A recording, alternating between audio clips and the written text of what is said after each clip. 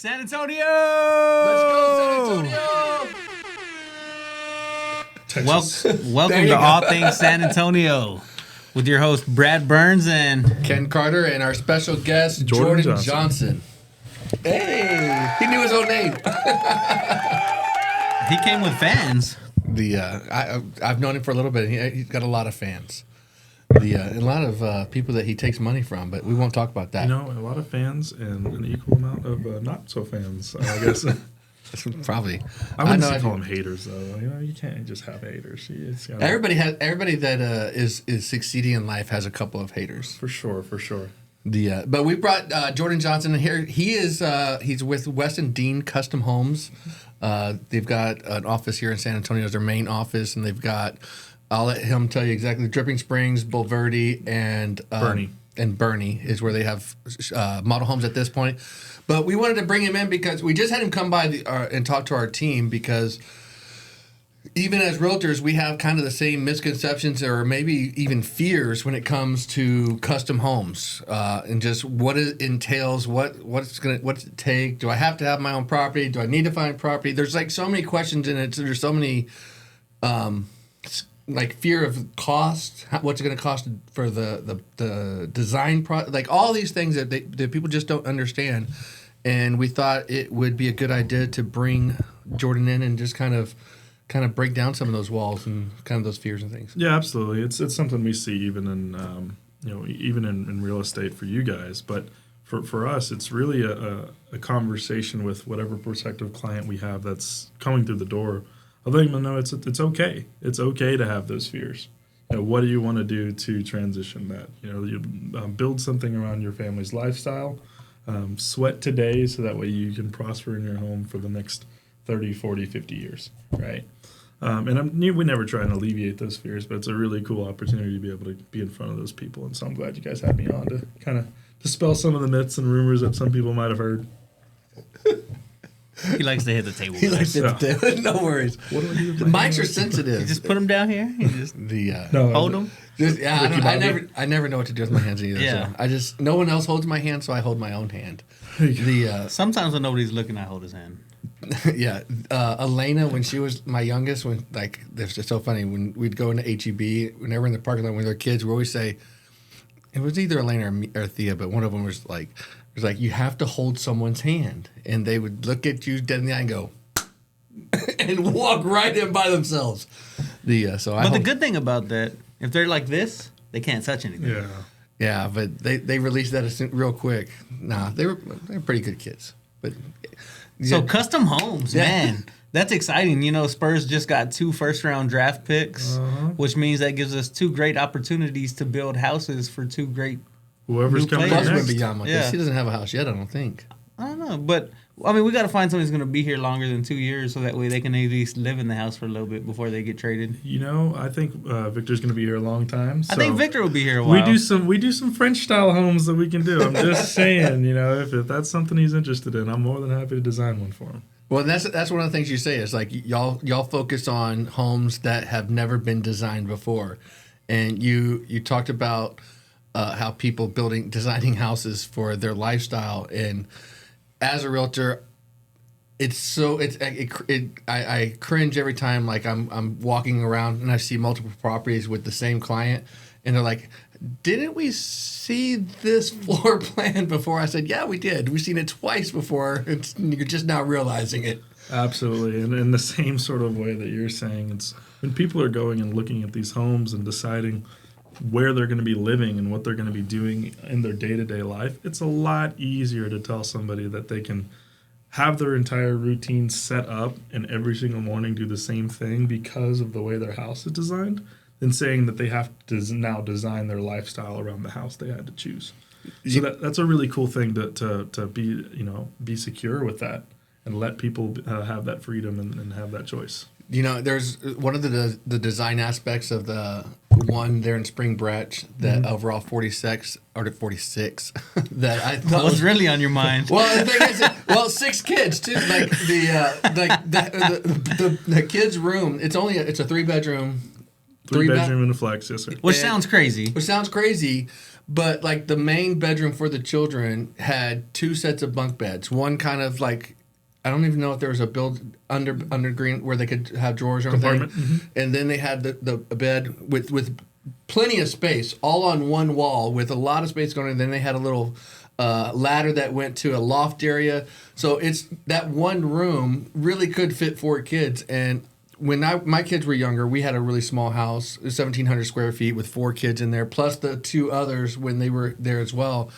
And I came to really appreciate having the kids on top of each other because my kids are still friends. And a lot of these homes today, they've got 3 kids and they want a 5-bedroom house and they want every kid to have their own bedroom, which is great. You know, I mean, everybody has that right, but I think that there's value to still building something custom, building something really nice, and still having that communal area where your family are still kind of forced to live together. Absolutely. You know, the common areas, when we start looking at homes, in reality, every home has a kitchen. It's got a living room. It's got a dining room. It's got a master bedroom. It's got bathrooms. It's got all of these different things across the board. You know, some are just boxes. You know, sometimes we like to have bigger boxes to live in. But in reality, what are you going to do when something in your life changes that you maybe want to pursue later? You know, a lot of people that are scared have maybe an empty nester type feeling, right? So if you build this massive house and eventually the kids move out and, you know, they come and visit every once in a while, bring the grandkids over, fantastic for that. But it's still a lot of house at the end of the day, you know? So when people start talking about custom homes, the major thing that you get the separation from the production and the spec homes is the lack of wasted space. Every single square foot is going to use to something, to storage or to display or for sizing of a rooms or building another room. You know, even 2,000 square foot is a big home in custom, right? You don't think about that because the majority of houses that you've seen are, you know, 17 to 2,200 feet are production homes, right? Where they have long hallways and they use 6-inch wide wall frames that you're literally wasting 200 square foot on separation of rooms.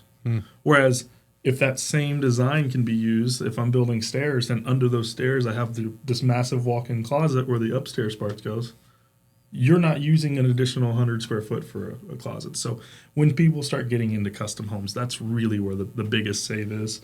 Every single square foot goes into the overall usage of the house, not necessarily the structural part of the house. Yeah, you say that, and it's funny. I think back how many times I've told clients that it's going to be real hard to be 100% happy with any house that we find. Sure. That it's going to meet 90% of your needs. It's going to meet 95% of your needs, but not meeting 100% of your needs all the time because they're built for the masses, and everybody's got that unique need or want when they come to their house. So I definitely see that. So let's get into a little bit of the semantics of it, of like just the process of it. So if I'm, you know, I know that we talked earlier, and you said that probably about 25% of your buyers are veterans. Absolutely. And utilizing VA. So that's something that a lot of VA people out there may not know, is that you can use your benefit for custom homes. So let's kind of walk this through as a hypothetical of a VA client come in off the street. What does that typically look like? Say they haven't even looked at land yet or anything. They just, you know, they've got some unique ideas. They've served their country. They've got this benefit that they want to be able to take advantage of, and they're in a position to do so. Kind of take us through that process and what that looks like. Well, first and foremost, I want to thank all of our military veterans out there. I come from a family of veterans. Never served myself, but with what they do for the country and how they continue to push us on and show us what really the top of the food chain for human sacrifice really is. So shout out to all our military veterans. I'm in Military City, USA. I love it here. Dealing with these clients is a blessing to be able to give them and their future families what they're looking for exactly in a home. And a lot of things that people don't take into account is the wives and the husbands of military veterans, right? And the kids. I'm a retired dependent. I spent 21. My dad traveling around. We took us to Egypt. Took us to all over the world. It was I appreciate it because I've got to see a lot of things that I I visited Yugoslavia in '88 when it was still communist, and went to a McDonald's in a communist country. Mr. He's a graduate of Hamburger University here. I am. He's a proud McDonald's guy. But yeah, it's I appreciate you saying that about dependents. Yeah. Like, I come from a long line of military, and like it was hard on the. It's very hard on the It's a families. sacrifice, for sure. When I moved to San Antonio, I was 16, 11th place I had lived. I was 16. 16 years old. Wow. That's why, and that was the overarching reason why I didn't decide to move and go to the military as well. Mm-hmm. I just didn't want to. I was done moving. I was tired of that lifestyle. But it's nice you finally found a city that would put up with you. Well, They it's haven't sort kicked of you out yet. it's They haven't like, kicked you out yet. there's people that like me, and there's people that don't like me. Yeah. But you know what? We don't keep count. If they don't like me, the people that do like me, I think that those people are crazy. So. Yeah, it's really a divided type thing when you get into 50-50, yeah. Yeah. They either like me or they like my brother. They don't like both of us. So we have 4 people in the room. I mean, if you can get 25% of people in here liking you, we're all right. Well, I think I get 10% from Jordan, 5% from Brad, And spread it up. No, I spread out how much. Nobody likes me all the way. You never get that fully. You can't. Nah. But at the same token, nobody likes to be told no, especially the people who've served and who the families. It's a sacrifice for everybody, and I really do appreciate that. And for us to be able to be the one that serves them for a change, that's what it's really about. In West Indian, our motto is service. So a VA client, a former military client, anybody who decides to walk in through my doors. Service is the number one thing. So step one, somebody walks in your door, whether it's a veteran, whether it's anybody, they walk in your door. What's step one if I come in and say, hey, I want to build a custom home with West Indian? Sure. Well, if you find people that come in and say that thing, send them over my way. We don't typically have too many that directly come out and say that. Or they just want to come, they want to build a custom home, Yeah. regardless of the builder. So the majority of the time, a lot of people that are coming in, they feign this idea of just looking, right?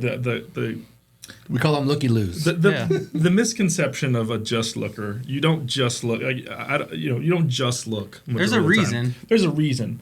Either you're trying to formulate an excuse to do something or not to do something, right? You're not in there to just say, wow, this thing looks cool. I'm going to spend the next hour of my time in here and here, right? My favorite question for somebody that says I'm just looking is, what has you looking? Yeah, what has you looking? The why funnel. And it's a very crucial, especially, a lot of real estate agents, I'm sure we're going to watch this podcast, but the why funnel. Why are you looking? Why are you going to go custom?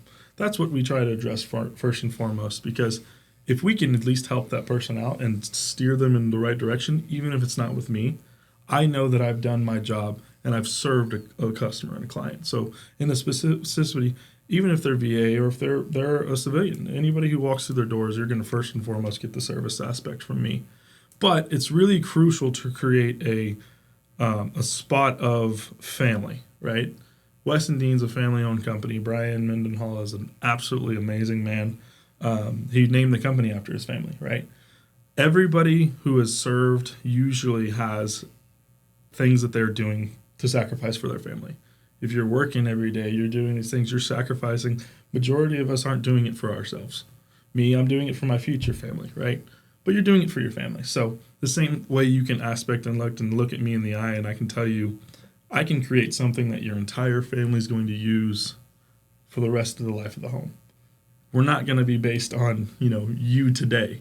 I can future-proof this for you as well. So that's what I start with. I just basically tell people, I try and overcome a lot of those fears that we were talking about earlier, right?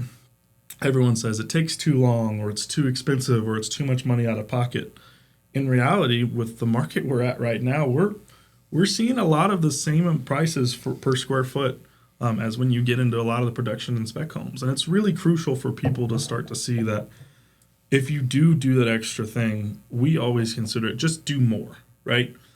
If you give 10% more for your payment, if your payment's, something you're going into, and the difference between you getting a fully customized home and not getting the home that you want is one less.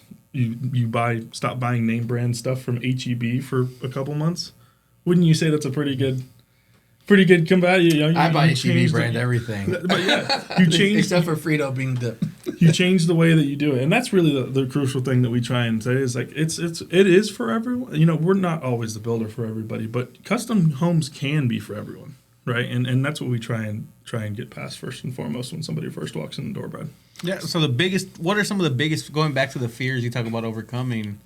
What are the biggest fears that you see? The 3 biggest fears, or the 5 biggest fears that you see people run into with custom homes? At the end of the day, even the time or the other objections, it comes down to money, right? So if it's a time objection, it's somebody saying, hey, I don't think that the 3 years or something is going to be applicable to me because I have to pay my other living expenses during that time, or whatever the fear is there. But time and money are what it boils down to at the end of the day. But really, the fear, I don't know where to start. How do I start? How do I get a construction loan? Or how do I go on about this, and how long is it going to take me? Do I need to have a lot of money out of pocket? That's the number one fear. Because at the end of the day, if you're going to have a home, at some point, money is going to come out of your pocket into an escrow company or whatever you're doing for the transition. But it's really crucial to tell people that they can make what they want out of their financial situation during the process. Okay, so with our designs, we try and shape that as a very minimal investment and price out everything through a good faith estimate pricing, right? So that's how we overcome those objections. But for the most part, we're seeing people that come in and do things that they're not quite sure of. That's the biggest fear. What do you mean by that? The inevitability, right? At some point, you're going to have to make a choice, right? And that, I think that's a fear of everybody's for anything you do. That commitment. Absolutely. The commitment, the fear of that next step, right? And you're sitting down pretty big rich at that point. Yeah. I mean, you're making a huge step towards homes are usually people's biggest investments in their entire lives. Monetarily, yeah. Of course.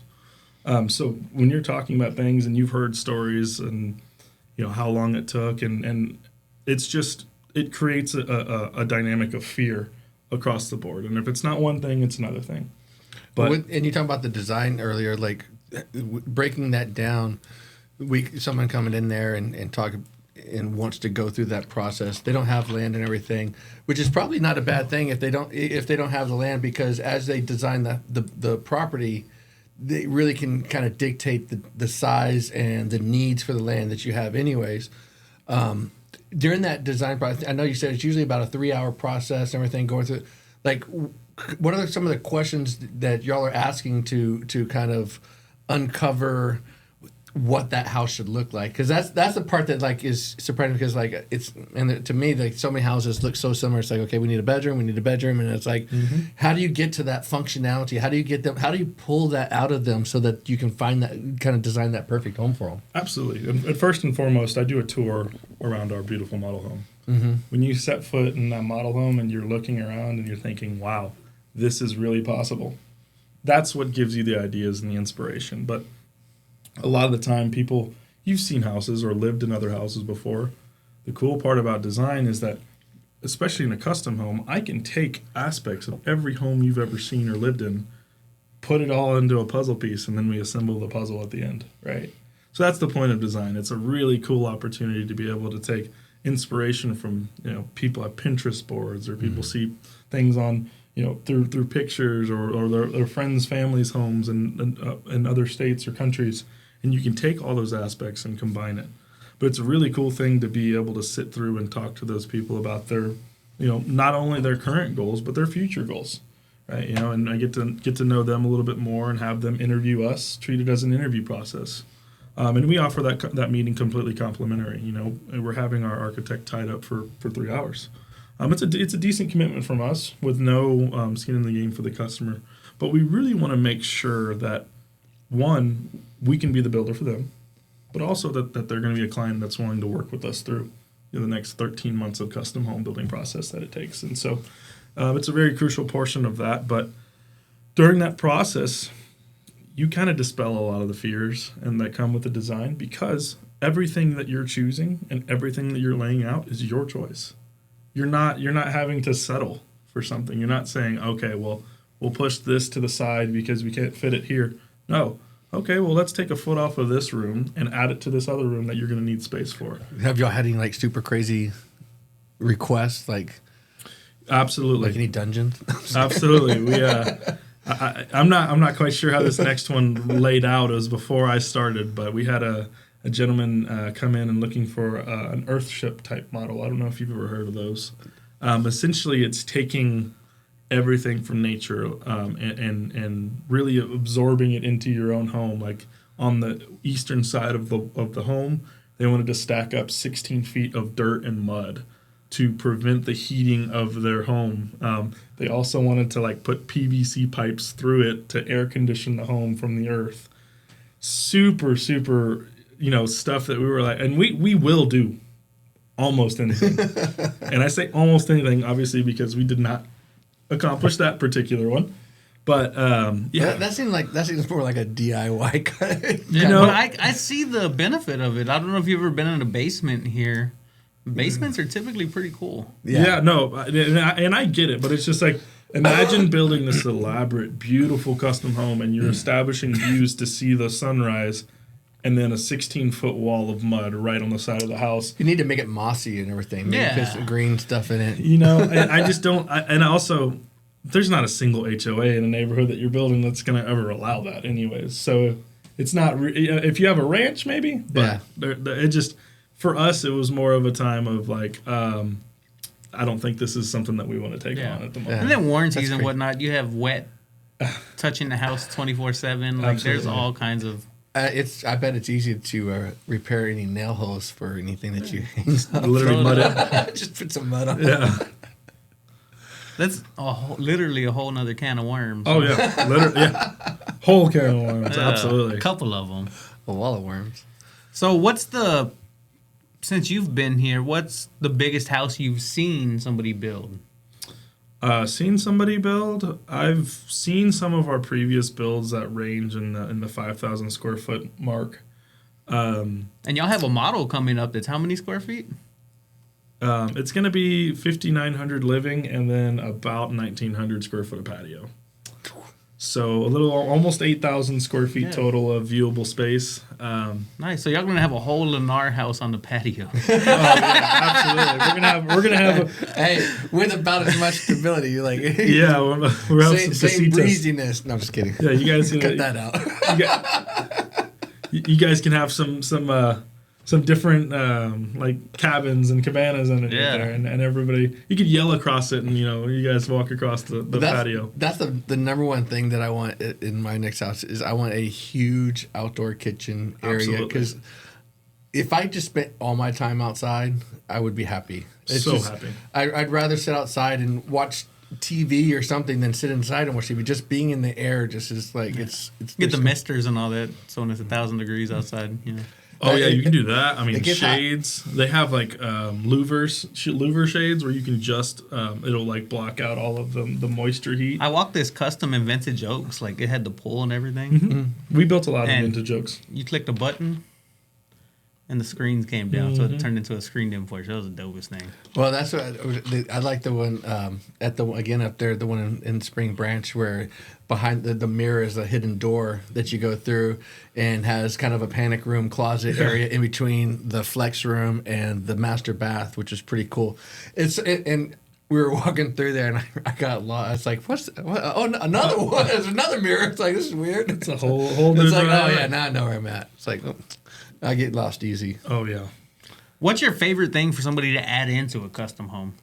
My favorite thing, like you were saying, is pretty much outdoor. Right, when you start getting into the custom homes, and that's part of the thing we go through with that design questionnaire is, sometimes we have people that, maybe their kids do 4-H. Maybe they want to have access to a cage for rabbits or a cage for a goat. I've seen tons of that. And just for skinning deer, you need to have like a big hook out there. If you're in Spring Branch, Bulverde area, if you're in New Braunfels, you're going to have deer on your front yard, right? So you can build little things for them and inquire that into your home, but I'd say exterior, interior. We had a gentleman that had requested custom. We worked with a custom guy that did aquariums, and he requested his walkway to be like a massive aquarium through. That was really cool. I mean, I wouldn't like the upkeep of it personally, but I was like, that's pretty cool. But like I told the team, if you're building one of these, you can pay somebody to come do it. For sure, you can maintain it. Yeah, no, a lot of the maintenance, and with these homes, especially with how well built they are, the overall maintenance and your energy bills are so much lower because everything we use is high quality material. It's amazing. It really like from a like. God dang, the word just when insulation of a house and the way that we make sure to keep it from getting overly hot and stuff, like the insulation of it. What's in the last 10, 15 years, how much better it's gotten to like reduce cost overall is just it's crazy. It's insane. It's you know what's the biggest and this comes back from a lot of my remodeling days, but the biggest upgrade in the homes for as far as energy efficiency. Windows. Energy efficient. Windows. Yeah. Believe it or not, so when you picture and you're designing homes and engineering the frame, you have to think of each window and door as a hole in the house, right? It has to be so sealed. how do you best seal those? And so the low E, argon filled windows, double pane that you get and that are available nowadays are just so efficient. I mean, you can seriously keep energy bills, below the hundreds, even in Texas, running your AC full blast. Well, you go into some of these old houses and everything, especially in July and August, and you can just feel the heat, radiating heat coming off of those single pane, those old windows and everything. And nowadays, it is absolutely crazy. So efficient. The technology's great. Well, down at our Rockport house, it's spray foam insulation. It's not a huge house, like 1,300 square feet, spray foam insulation, everything brand new. It's on stilts. Our electric bill usually averages less than $100. Oh, yeah. Maybe $100 during the couple hottest months of summer. And that's Airbnb out, and they put it on 65. Yeah. Oh, yeah. I got the lock on it. They ain't put it on 65. What's the lowest this thing goes? Yeah. It's hot. Same thing I do in hotel rooms. I know people do that there. I don't care. I gotta wear a jacket to go to sleep in a hotel. Like I'm getting my money's worth on that AC. Heck yeah, dude! Every time we go to a hotel, Thea's like she goes straight for the bed that's closest to the AC unit, so it's as cold as possible. It's like in Denver, I figured out my hotel room. It had some sort of sensor in the thermostat, so where if I was gone all day, it would turn off. Shut it off. And when I would walk in, I would hear it kick on, and I was like, "Those punks!" Like they got me. Yeah. Got me. I'm here not having you come in every day and wash my towels, and the least you can do is let me keep my room cold when I'm not I've here. had the same towel for 2 weeks. I forgot to put the little thing on the door, and like I came back in, and they like folded my clothes that I left thrown on the bed. I've had a lot of good hospitality. Dude, we put the do not disturb on every single time, and we leave a TV on, usually on ridiculousness because it's just running in loop. Turn it up just a little bit, and as we walk out, like we just say, "See you later, Dave," and then we get back with, "Hey, Dave," and it's like just. I don't want anybody in my room. I want them to think somebody's in there. Like that is when I'm in a hotel room. That's my sacred space. Absolutely. It's like I don't need you coming in here. Like I don't change my sheets every day when I'm at home. Yeah. I don't need to do it today. Come on, and I make my own bed. Yeah. I mean, just Well, just pull the cover up. Speaking of sacred, no, you make your bed. You're fancy. I make my bed. Speaking of sacred space, when I was younger, I lived in an apartment, and my roommate worked overnight, and I worked in the daytime. Or we worked kind of Opposite separate. schedules. Yeah. And one day I woke up with a maintenance man in my bedroom, looking at the electric panel, and I was like, "Man, we really got to start locking that top lock." Oh my goodness. That's just, Yeah, so Hey. I was like, "What are you doing?" He's like, "Oh, I'm trying to fix this thing." I was like, "All right." I just rolled bring over. breakfast at least. Yeah. Damn. Like, you didn't get me so far. I'll be all right. I'm still alive. Oof. Yeah. So, custom building, Weston Dean. So, if somebody wants to build a custom home, first step would be reach out to either myself or Ken. Or myself or me. Yeah. Or Ken or myself. Either myself or Ken or myself. One of Or the two. me. Or me. I'm just kidding. Yeah. Me. That's what they're talking about. Yeah, me. Appreciate you coming by. Appreciate you coming by the office today earlier with the team and everything, to talk to them and everything. It's a lot of good information, a lot of great stuff. We really do appreciate you coming by. Absolutely. I thank you guys so much for having me. Do us a favor, hit that like and subscribe. We'll catch y'all on the next episode. Peace.